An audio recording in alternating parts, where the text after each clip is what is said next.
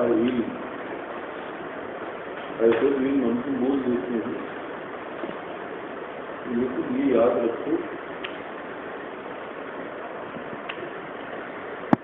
جب شک ہو کسی چیز میں تو وہ علم نہیں کہلاتا. وہم ہو، شک ہو، تردد ہو، یہ سب ملتے جلتے الفاظ ہیں. اب ہم نے کہا صاحب زید آیا، اب آپ کو شک ہوتا نہیں آیا کہ نہیں آیا، تو آپ کو علم زید نہیں کہلایا تھا. مجیے زید کا علم نہیں کہلایا کہ زید آنے کا علم ہو گیا. علم جو ہوتا ہے، علم کا مطلب شک نہیں ہوتا. شک الگ چیز.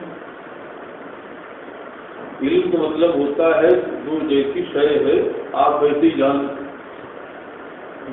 کما ہوا، جیسی شے ہے یہ ہمیشہ یاد رکھو. یہ بڑی اہم چیز ہے. آج کل لوگ اس کو سمجھتے نہیں. علم کے جو فضائل ہیں وہ علم کے ہے، شک و تردد کے نہیں. کسی چیز میں شک ہو جائے، شک ہو جائے تو وہ علم نہیں.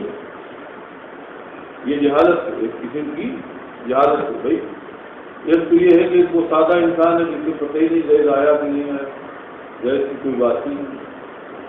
اور ایک یہ ہے کہ صاحب امر سے وہ کہہ رہے زید آیا لیکن اسے شک ہے پتہ نہیں آیا کہ. تو عدم علم میں دونوں برابر. ایک وہ بالکل نہیں جانتا اور ایک وہ جسے شک ہے. کیا ہے؟ شک ہے. تو یہ علم نہیں ہوا. علم کا مطلب ہوتا ہے کہ وہ شے جیسی جائز ناجائز ہے، یہ ضروری ہے غیر ضروری ہے، اسی کا ویسا ہی علم آپ کو ہو، جانکاری ہو تو اسے علم کہیں گے. کچھ سب سمجھ میں آیا نہیں آ رہا. اب کوئی آدمی فاتحہ تو کر رہا ہے لیکن اسے شک ہے پتہ نہیں جائز ہے کہ نہیں جائز. اسے کیا حاصل ہے؟ جب اسے جواز اور عدم جواز نہیں شک. تو یہ فاتحہ کے علم جائز ہونے کو صحیح نہیں ہوا. علم جائز ہونے کا مطلب ہے کہ آپ دل سے وہ جائز مانتا ہو، دل سے جائز مانتا ہو تب تو ہوا جواز صحیح. اور شک ہے کہ پتہ نہیں جائز ہے کہ نہیں جائز ہے تو علم نہیں ہوا. ظاہر میں بات ہوتا نہیں. آپ نے کہہ دیا کہ صاحب زید نے فلاں گالیاں دی، تو اگر آپ کو واقعتاً یہ ہے کہ زید نے گالیاں دی، دل مان رہا ہے، دل سے مان رہے کہ ہاں زید نے گالیاں دی، تو علم. اور شک ہے کہ دی کہ نہیں دی تو یہ علم نہیں ہوا. بات سمجھے؟ یہ بات یہی تو نہیں رکھتی ہے. شریعت کے علم یا دیگر چیزوں سے یہ بڑے اہم چیزیں ہوتی ہیں. اب قرآن کہہ رہا ہے اگر کوئی فاسق تمہارے پاس خبر لائے، کہیں جا تم فاسق دینا بھائی فتح بھائی فاسق اگر کوئی خبر لے کے آئے تو خوب تحقیق کیجیے. اب کسی آدمی نے صاحب کہہ دیا کہ فلاں مولانا صاحب کو لڑکی بھگا لے گا، تو اب آپ کو خبر معلوم، خبر میں شک کہ فاسق آدمی کہہ رہا. قرآن کہہ رہا ہے کہ جب ولایت کو تحقیق کریں تو جب تک کہ صحیح علم نہیں ہوگا کہ واقعتاً ایسا ہوا ہے تب تک علم نہیں ہوا. شک ہے پتہ نہیں ایسا ہوا کہ نہیں ہوا. کوئی آ کے آپ سے کہتے صاحب فلاں مولانا صاحب کو آپ کے بارے میں ایسے کہے، آج کے لیے بڑا بڑی آپ ہوں گی تو کھانا پھوٹی بات. تو قرآن ہمیں تحقیق کو حکم دے رہا ہے. کوئی ہمارے کان میں آ کے پوچھ دیا کہ صاحب فلاں آپ کے بارے میں ایسے کہہ رہا، تو اب یہ کوئی یقینی بات تو نہیں ہے. ہو سکتا ہے کہا، ہو سکتا نہ کہا. علم تو ہوا، علم کب ہوگا جبکہ صحیح علم ہو جائے، جانکاری ہو جائے صحیح کہ ہاں واقعتاً اس نے ہمارے بارے میں ایسا ایسا کہا. تو جب علم نہیں ہوگا اور بغیر علم کے آپ کوئی بات کہیں گے تو وہ بات سرل کیا ہوگی، غلط ہوگی. یہ اصول یاد رکھو. دیکھو قرآن ہمیں تمہیں تعریف کر رہا اپنے محبوب سے خطاب کرنا ہے. وَلَا تَقْفُ مَا لَيْسَ لَكَ بِهِ. اللہ رب العزت تاکید کر رہا ہے کہ جن چیزوں کا تمہیں علم نہیں ہے ان کو اٹکل پٹی نہ کہو. تم دیکھتے ہو خبروں کی تحقیق کی جاتی ہے تو کسی پوچھو صاحب تم سے کسی نے کہا تم نے سنا تھا نہیں ہم کو فلاں نے کہا فلاں پوچھو وہ کہے گا ہمیں پتہ ہی کہ وہ تیسرے نام لے گا کہ صاحب فلاں نے کہا. ایسے آپ گھومتے پھریے اور آخر میں نتیجے نکلتے نہیں صاحب بات ایسے نہیں بلکہ ایسی یا تو بات ہی نہیں ہوتی ہے یا ہوتی ہے تو اصل بات کچھ ہوتی ہے اور اس میں آتی نمک مرچ لگا کرتی ہے. تو قرآن کتنا اہم ارشاد کرتا ہے ان میں سما بل بکرا بل فوادا کلو اولئک عنہ مسئولا. کلو اولئک عنہ مسئولا.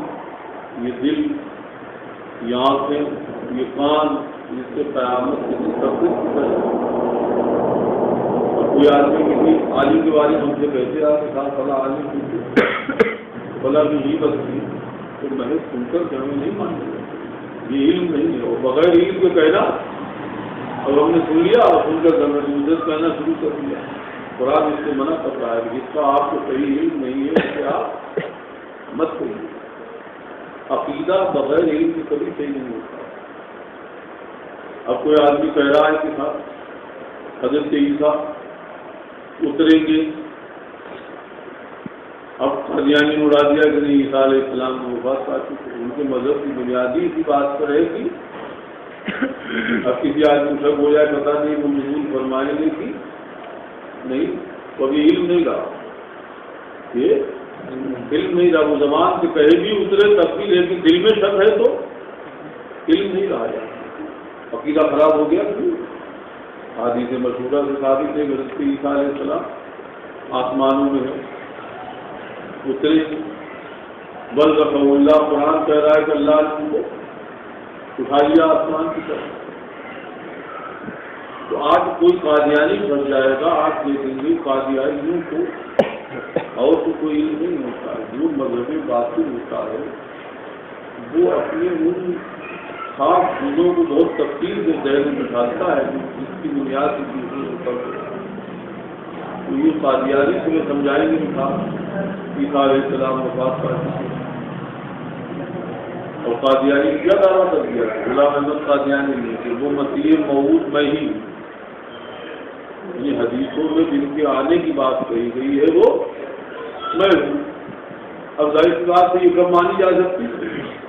عیسیٰ علیہ السلام جن کا نام قرآن میں آیا ہے عیسیٰ علیہ السلام ہے وہ ختم ہو چکے دنیا سے جا چکے ہو اور پھر بھی آنے کی بات ہوئی ہے تو معلوم ہوا کہ وہ کوئی دوسرے ہوں گے. زیادہ کر دیا وہ مسیح موعود میں اور وہ توقع اللہ کے لیے قرآن میں تھا وہ توقع نہیں کیا توقع اللہ. اس کو لے کر کے بہتر ان کے جاہلوں سے بھی بحث کیجیے تو مول بھی پھنس جاتے ہیں. نہیں اتنا زیادہ تو جاہلوں کو بھی اس معاملے میں اسٹینڈ کر دیتے ہیں. کئی دفعہ سابقہ پڑا کہ یہ قادیانی اپنے ماننے والوں کو اس معاملے میں اتنا ٹرینڈ کر دیتے ہیں کہ باقاعدہ مولویوں سے اڑ جاتے ہیں. کیونکہ یہی ہے خاص بات. اس کے علاوہ اور کوئی چیزیں نہیں انہیں معلوم ہیں بس اتنی چیزیں زیادہ معلوم ہیں. علم ایک اللہ کی بڑی نعمت ہے لیکن علم جب ہوگا جب کہ کسی چیز میں شک نہ ہو. کسی شے کا علم کب کہلائے گا جب شک نہ. اب آپ نے یہ بحث پڑھی صاحب پر کہ حضرت تفتازانی کی تربیہ کی ملازمہ آتی ہے غنی حضرت اپنائیہ اور حضرت ابن حمام نے ثابت کیا کہ نہیں یہ علوم عادیہ قائم کرتے ہیں پھر علم قطعی علم قطعی اسی بنیاد کو بحث کر دیں گے. وان ظہور دخول ہی فلم یہ لفظ فلم آیا ہی ہم نے سمجھا رہے ورنہ یہ تقریر کے بغیر آپ نہیں سمجھ سکتے فلم پہلے مطلب کیا. اس سے تمہیں یہ معلوم ہو گیا ان ظہور دخول ہی فلم کہ یہ علم عادی کہاں داخل ہے. علم یہ علم میں داخل ہے. یہ شک میں نہیں داخل بلکہ علم میں داخل، یہ ظن نہیں ہے، حجت اقناعیہ نہیں بلکہ یہ صحیح علم بعض ظہور دخول، اور کیونکہ اس علم عادی کے دخول ظاہر ہو گیا پھر علم میں داخل ہے وہ بما، اس کی وجہ سے ذکرہ جو ذکر کیا گیا، ذکرہ پڑھنا جو پہلے ابھی ذکر کی گئی دلیل اس کی وجہ سے ظاہر ہو گیا کیا کہ کہاں داخل ہے علم۔ اب نہیں تمہیں آپ نے بتایا تھا بعض علماء نے حضرت شیخ صادقی ستازانی کی تفسیر کرتے ہیں، وہی کہتے ہیں کفر بعض الناس، بعض لوگوں نے بعض الناس کہا، یہ دکھانے کے لیے جو ہے انہوں نے تفسیر کی ہے، جو کوئی زیادہ ایسے سیریس بات نہیں کہے گے، اہم بات نہیں کہے گے، بعض لوگوں نے تفسیر کر دی قائل کی القاعدہ، جو اس کی تفسیر کر دی جو القاعدہ مقبول کفرہ، بعض لوگوں نے تفسیر کر دی اس کی جو قائل ہے کہ ملازمہ کیا ہے، اقناعی ہے یا ظنی، بنے وہ اقناعی کہہ دیا، ظنی کہہ دیا، بنے وہ اور اسی کے ان کی کیا کر دی تفسیر کر دی، ان کی تفسیر آدھا ملخص، یہ خلاصہ ہے اس میں ملخص میں نے کسی چیز کی تلخیص کرنا، تلخیص کے معنی ہوتے ہیں زوائد کو حذف کرنا، اصل بات کو لے لینا زوائد کو حذف کرنا، ملخص معنی جس کی تلخیص کی گئی زوائد کو حذف کر کے ہم نے اس کا خلاصہ ذکر کر دیا، یہ کہنا چاہتے ہیں یہ ملخص ہے اس کا جس کے ساتھ استدلال کیا حضرت ابن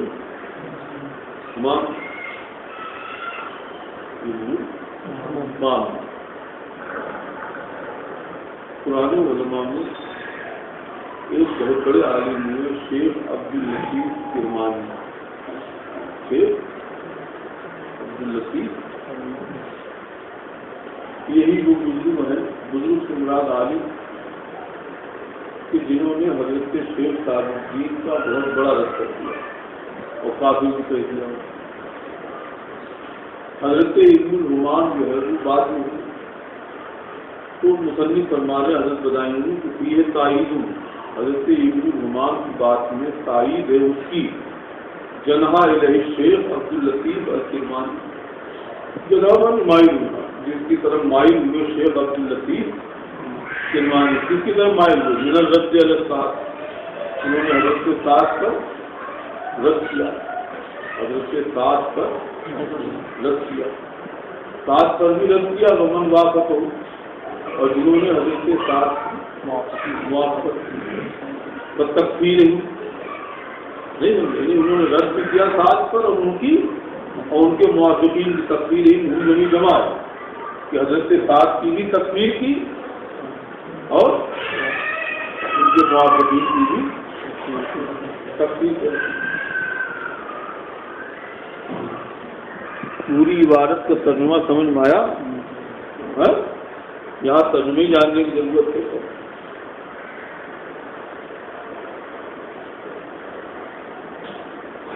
والرد علی من انتصر له،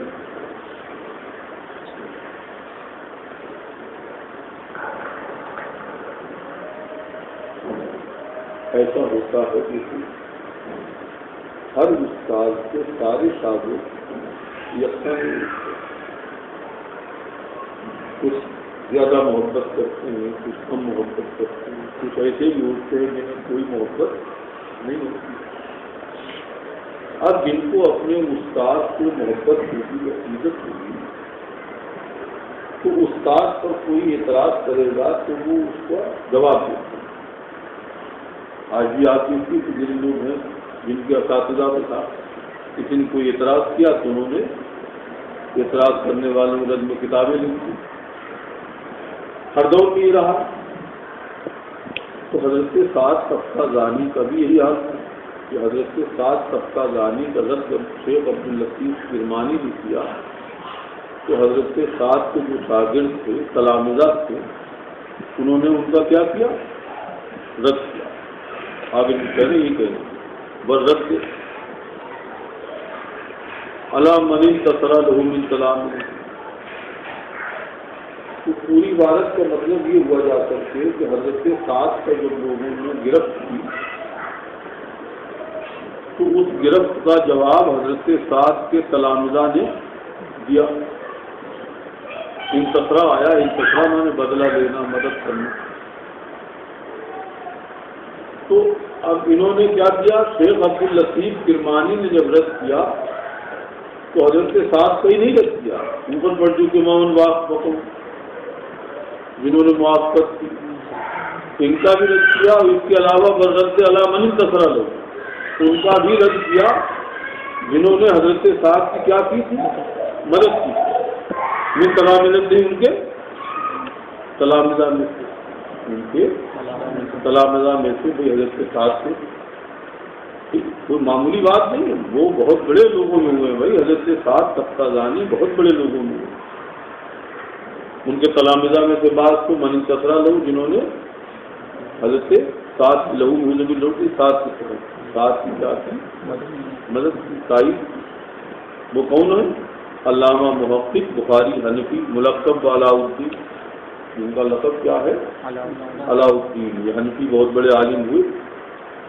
حضرت سعد حنفی نہیں تھے، حضرت سعد الدین تفتازانی کے شافعی تھے، لیکن شاگرد اس کا اس زمانے کے تاثر کے کھانا حنفی شافعی کرتے تھے تو حق کی تعریف کرتے تھے کہ بھائی ان کے شاگرد بھی تھے حنفی لیکن شاگرد تھے.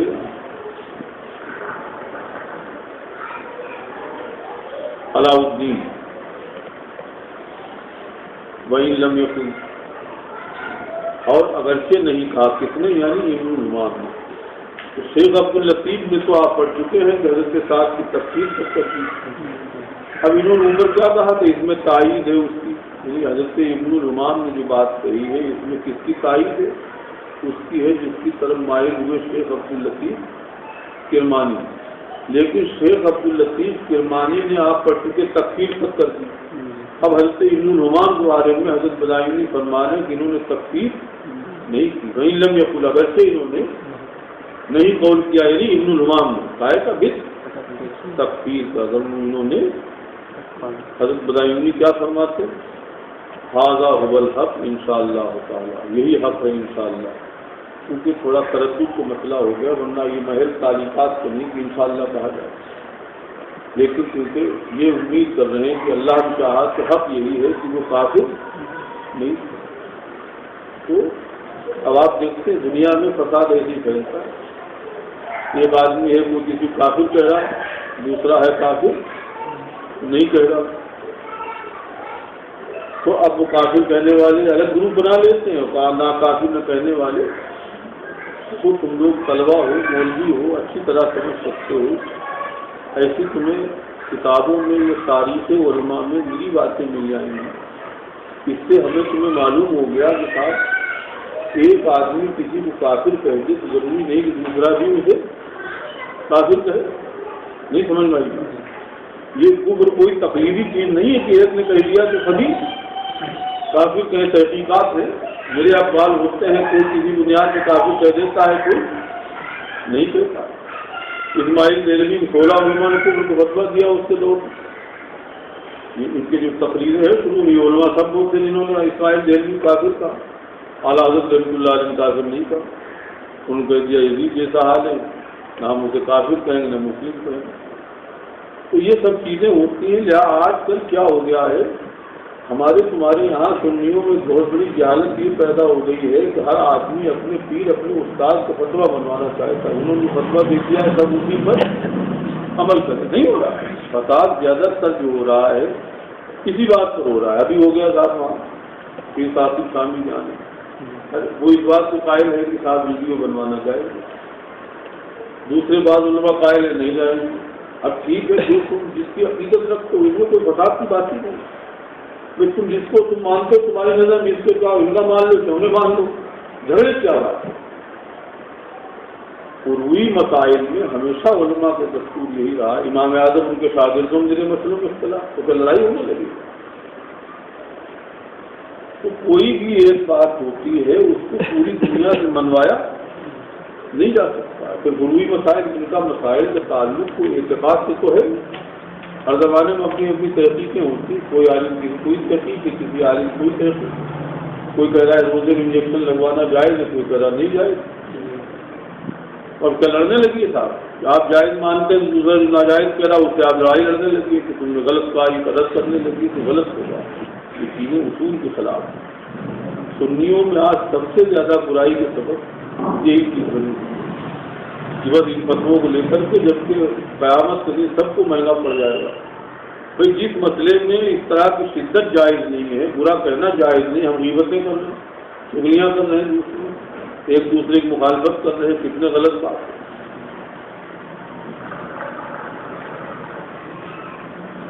بہت بڑی لڑائی ہوتی ہوتے بچ گئی.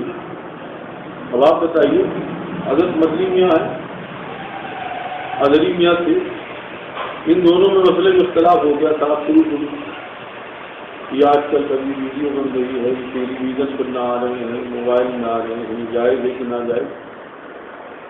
اب مدنی میاں جواز کا کتاب ایسے جن کو دیکھا جا سکتا ہے ان کو ٹی وی پر بھی دیکھا جا سکتا ہے. باہر ملکوں میں مجبوریاں بیان کی. حضرت ادری میاں صاحب کے ساتھ نہیں دیکھا جا سکتا.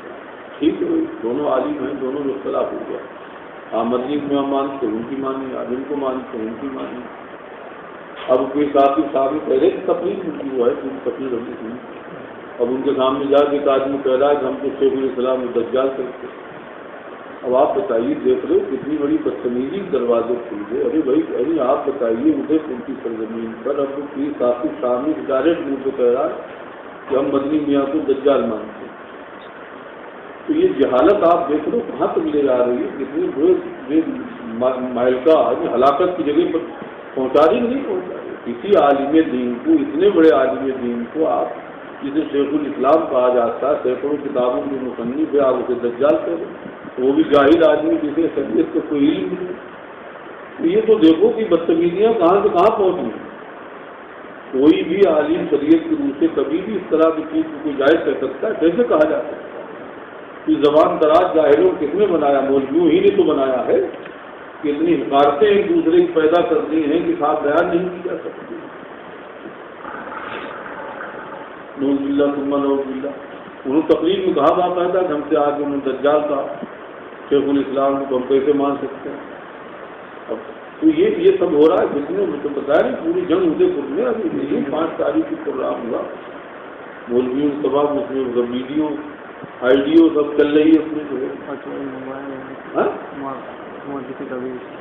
ہاں موت سے کبھی تو لے کر کے مجھے ان کی تقریب کرائی جائے کہ نہیں کرائی جائے. ہاں یہ ہے. بریلی والوں نے گلے لگا دیا. صاحب میں دیکھو یہ جو ہے ضیاء المصطفیٰ صاحب کہنے ہوئے کوئی مشکل رہی ہے, ایسے کتنے قریب ہیں. اب ان میں آپس میں چل گئی. وہ یہ کہہ رہے ہیں, وہ یہ کہہ رہے ہیں کہ یہ ہو رہا ہے. تو نہیں بٹتے ایک دم بٹتے دیوبندی حاوی ہے, وہ سب منظم ہے, ہم تم غیر منظم ہے, سب بکھرے ہوئے ہیں صاحب. اسی چکر میں لگے ہوئے ہیں. یہ پورا سبق سمجھ آ گیا. یہ ایک بات مکمل ہو گئی. یہ ہم تمہیں بہت بہترین نصیحت کر رہے ہیں کہ آج کے اختلافات میں کبھی بھی پڑھنے کی ضرورت نہیں. فروعی مسائل میں اختلاف میں پڑھنا یہ اپنے آپ کو ہلاکت میں ڈالنا ہے. پرانی تاریخ گواہ ہے, آج تک کبھی فروعی مسائل کی بنیاد پر محبتیں ختم نہیں ہوئی. تو تم پڑھو گے, فقہ پڑھتے ہو نہیں. امام اعظم کچھ فرما رہے ہیں, امام ابو یوسف کچھ کہہ رہے ہیں, امام محمد کچھ کہہ رہے ہیں, چاروں ائمہ میں اختلاف. اگر انہی مسائل کو لے کر کے ایک دوسرے کو ایسے کہا گیا ہوتا تو زمانے میں کیا حق ہوتا تھا. تو انہوں نے کہا تھا کہ قرآن عظیم کی جو آیت کریمہ جو اوپر ذکر کی گئی ہے اس کے متکلمین نے 2 دلیلیں اپنی کی, ایک عبارتاً اور ایک اشارتاً. جو اشارتاً دلیل اپنی کی ہے وہ قطعی. اب اس کا بیان شروع ہوگا اشارتاً والی, اور ابھی تک جو بیان چل رہا تھا وہ چل رہا تھا عبارتاً والی. اس کے بارے میں یہ ساری بحث ہم نے پڑھ لی, جس کا بحث کا خلاصہ اس دن بھی سمجھایا تھا آج کی ان کو میں سمجھا رہے کہ حضرت کے ساتھ ان کے موافقین نے کہہ دیا کہ دلیل ظنی ہے، یہ دلیل ظنی ہے اور یہ ملازمہ عادیہ۔ حضرت ابن علماء کو کہنا ہے کہ نہیں، ملازمہ تو عادی ہے لیکن علم عادی کہاں داخل ہے؟ علم قطعی۔ تمہیں ہم نے سمجھایا تھا کہ ملازمے کو عادی دونوں معنی ہیں۔ ملازمے کو بھائی بالکل صحیح بات ہے، تم اتنی بحث کر چکے ہو کہ اس بات کا عقلاً احتمال ہے کہ صاحب دو بادشاہ یا دو حاکم ایک شہر ایک نظام پر متفق ہوئے تو فساد کیوں ہوگا؟ عقلاً کیونکہ یہ احتمال ہے، لیکن عادتاً ایسا نہیں ہوتا ہے کہ صاحب دونوں ایک نظام پر متفق ہو جائے۔ تو ملازمہ تو عادی ہے، بس اختلاف کس بات پہ ہے؟ وہ یہ کہہ رہے ہیں کہ یہ عادی ہے لہذا تخلف جائز، ایسا ہو سکتا ہے کہ فساد نہ ہو، تو ظنی کہہ دیا انہوں نے، اور انہوں نے کہا کہ نہیں، علم عادی بھی قطعی، لہذا یہ ملازمہ عادی ہوتے ہوئے بھی گائے کا فائدہ دے رہا علم کا، یعنی علم یقینی حاصل ہو رہا ہے کہ اگر زمین و آسمان میں چند خدا ہوتے تو ضرور زمین و آسمان فاسد ہو جاتے، تابدیلا اور فاسد نہیں ہوئے، لہذا ہمیں یقین ہے کہ ایک سے زیادہ خدا نہیں۔ سلامتی اسی مذہب میں زیادہ ہے، اس میں حضرت ابن امام جو ہمارا خدا فرما رہا ہے، دلائل بھی اس بات کی دلالت کرتے ہیں، لیکن نعوذ باللہ آپ اس کا مطلب یہ نہ سمجھیں کہ حضرت سعد جیسے عالم یہ کہہ گئے تو اس کا مطلب یہ نہیں ہوتا۔ دیکھو ایک کسی چیز کے 100 دلائل ہوتے ہیں، مثلا 50 دلائل ہیں، آپ 10 مان لیجیے، تو 10 دلائل میں سے اگر کسی دعوے پر ایک دلیل کمزور بھی ہو گئی تو اس کا مطلب یہ نہیں دعویٰ غلط ہے، بھائی 9 اور بھی تو دلیلیں ہیں، تو کوئی ایک دعویٰ جو ہوتا ہے وہ کسی ایک دلیل پر منحصر نہیں ہوتا۔ خدا بند قدوس ایک ہی ہے، اس کے لیے سینکڑوں دلائل قطعیہ۔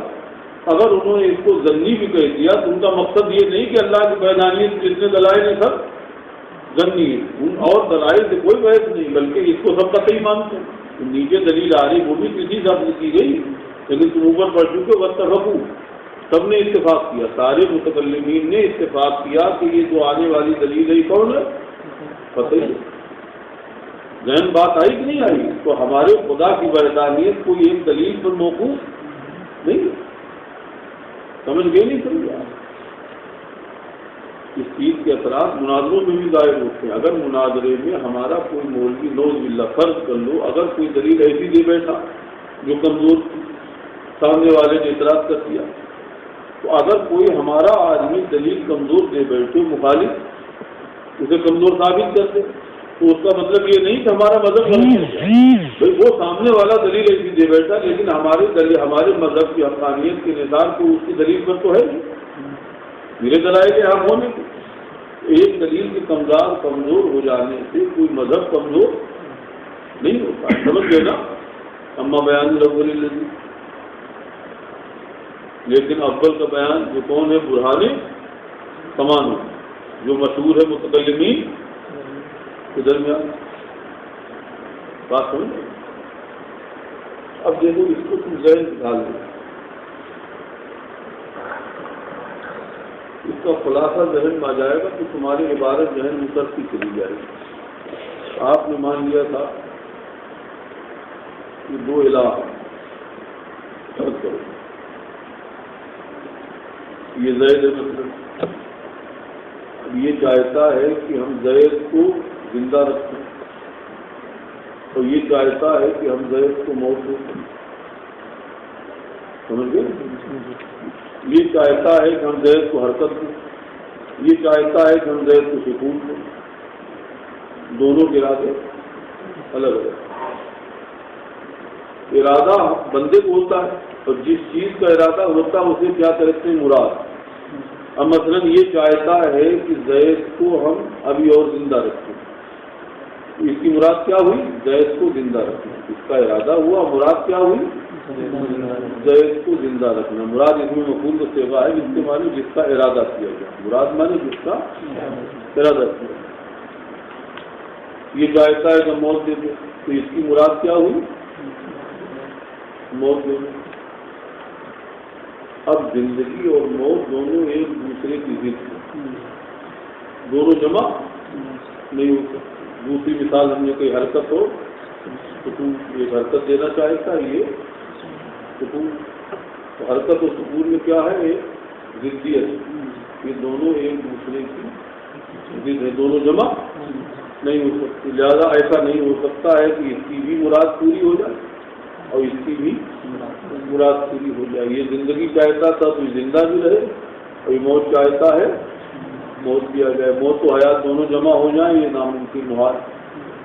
تو ایک ہی کی چلے گی، کیا ہوگی؟ ایک ہی کی تو چلے گی.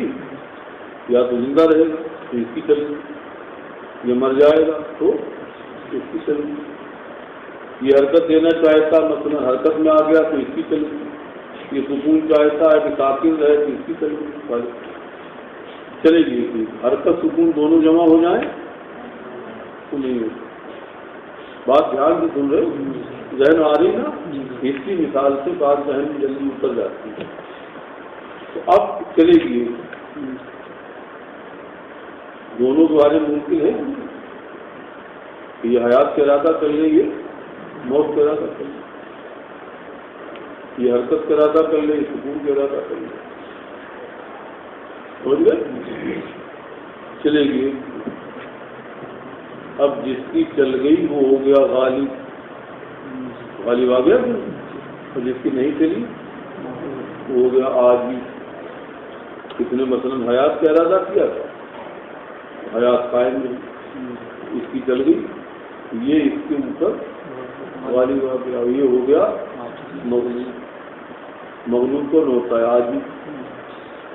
اور جو عاجز ہو وہ خدا نہیں ہو سکتا. تو سمجھ میں آئی بات؟ اس کا نام ہے برہان تمان و جگہ.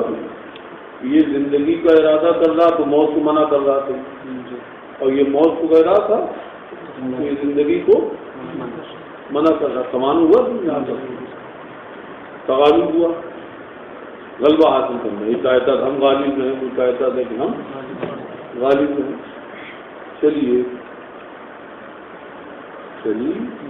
ایک سمجھ خدا وہ ہوتا ہے جو کبھی عاجز ہے. اگر ایک سے زیادہ خدا آپ مانیں گے لا محالہ عجز لازم ہے. آپ دو کے بجائے تین مان لیجیے، کبھی چلے گی تو ایک ہی کی. ارادوں میں تخالف ہوگا، ایک کچھ چاہے تو دوسرا کچھ چاہے، اور چلے گی تو وہی ایک ہوگا. غالب ہو سب عاجز، اور جو عاجز ہو وہ خدا نہیں ہو سکتا.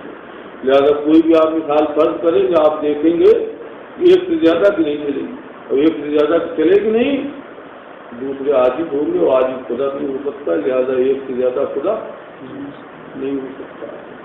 نہیں ذہن میں بات ہوگی. پورے سبق کا حاصل خلاصہ یہ ہے. جب وہ ترجمہ کرو کا تقریر ہوگی،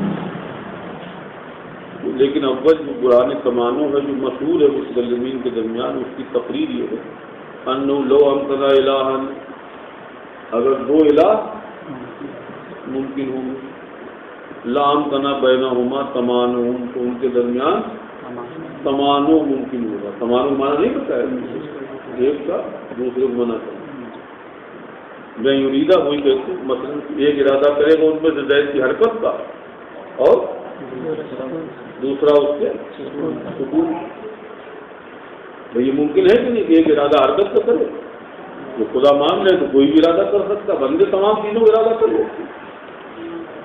کہتے ہیں اس کلو منہما فی نفسی امر ممکن، کیونکہ ان میں ہر ایک کیا ہے امر اپنی ذات کے حد میں امر ممکن. ایسے ارادے کا تعلق ان میں ہر ایک کے ساتھ ممکن. ایک کا ارادہ موت سے متعلق ہو، ایک کا حیات سے، ایک کا سکون سے ہوئے حرکت سے.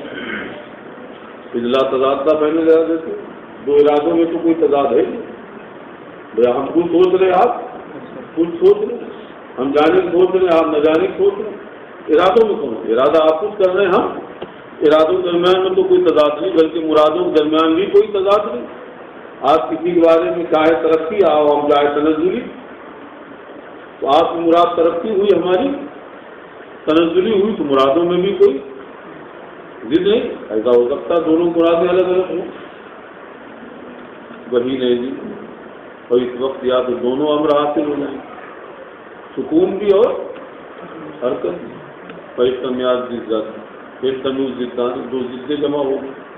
ہاں اولا یا نہیں دونوں مراد پوری سمجھ رہے ہو.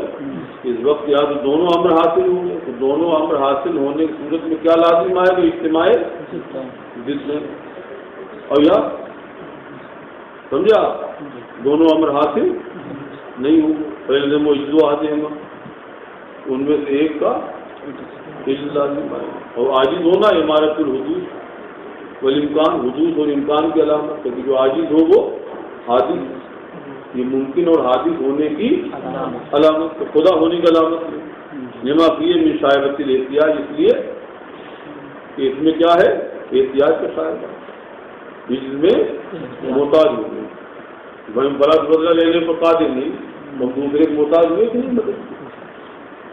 تعدد و مستلزم، تو تعدد دیکھ لو، مستلزم ہوا امکان تمانو، اور امکان تمانو مستلزم میں کا ہے تو محال فیکون و محال، لہٰذا دو خدا ہونا، ایک سے زیادہ خدا ہونا، یہ تعدد کیا ہوگا؟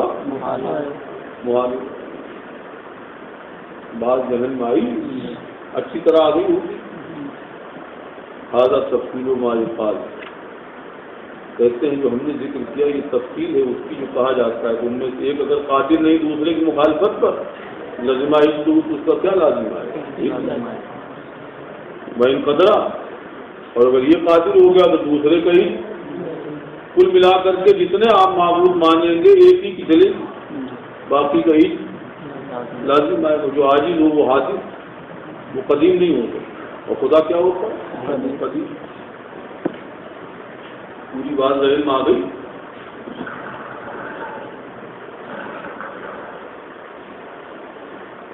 کہتے جو ذکر کیا گیا اس سے دفع ہو گیا وہ جو کہا جاتا ہے.